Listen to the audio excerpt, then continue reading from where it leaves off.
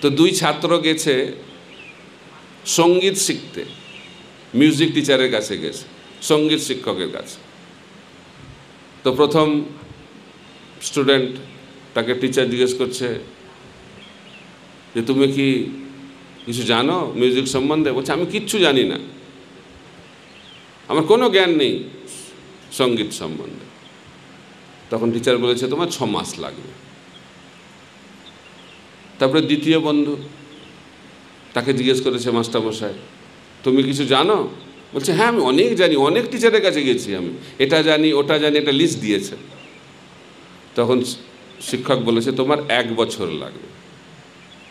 তো দ্বিতীয় বন্ধু খুব দুঃখ পেয়েছে, আর আমার বন্ধু কিছু জানে না 6 মাস, আমি এত জানি 1 বছর, এটা কীরকম মাস্টারমশাই আপনি বুঝিয়ে বলুন।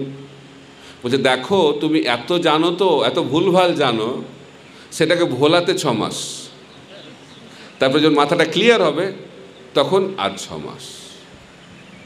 তাই যারা জানে তাদের পক্ষে জানা খুব কঠিন। আর যারা বিশেষ করে আসরিক ভাব সম্পন্ন তারা কখনো কারো উপদেশ শ্রবণ করবে না। তাই ভক্তের লক্ষণ হচ্ছে সবসময় অন্যের উপদেশ শ্রবণ করা। তো বলা হচ্ছে কেউ যদি ঈর্ষাপরায়ণও হয়, তিনিও যদি কোনো সদ উপদেশ দেন তার উপদেশ গ্রহণ করা উচিত।